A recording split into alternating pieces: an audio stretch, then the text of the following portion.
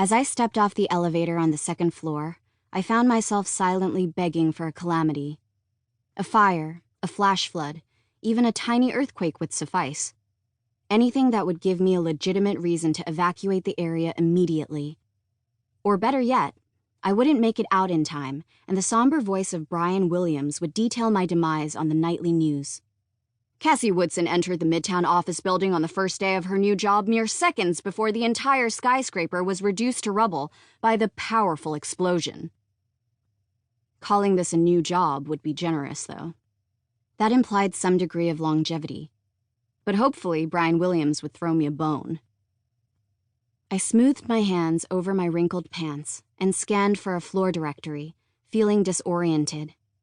It had been 6 months since I stepped foot inside an office building, or almost anywhere outside of my apartment for that matter, and there was something about the buzz from the overhead lights that was making me dizzy.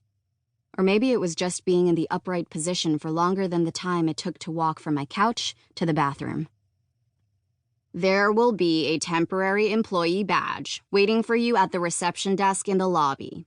From there, you need to take the elevator to the second floor and head to room 241. The man from the temp agency had painstakingly explained on my voicemail last night, as if he was giving directions to a confused toddler. He was obviously in need of the fee he received for placing me. There was a note of foreboding in his tone when he finished with, "I told them you were coming, so don't go AWOL." I wondered how many of his clients accepted a job and promptly went AWOL. If it was more than 0, it wasn't a good sign. A petite woman with an armload of accordion files and a no-nonsense expression emerged from one of the numbered doors and walked briskly toward the elevator bank. I stood up straighter and threw my shoulders back, trying to force my body to emit a sense of composure I wasn't really feeling. "Can I help you with something, hon?" she asked, arching a quizzical brow. If only you could. I swallowed hard and said, "I'm just looking for room 241. "Second door on your right." She gestured with her head as she stepped onto the elevator. "Thanks," I called out as the doors banged shut. The dread that had been accumulating since morning collected in my throat. "It's only temporary," I silently repeated to myself, wishing the Advil I'd chased with Pepto minutes ago would somehow help dull the thoughts ricocheting in my head. Clearly, I needed something stronger. Room 241 was beside the emergency exit door, and as I chewed my lip, briefly considering which one to open, the voice of the Let's Make a Deal game show host ran through my mind. "Cassie Woodson, do you want door number 1 or door number 2?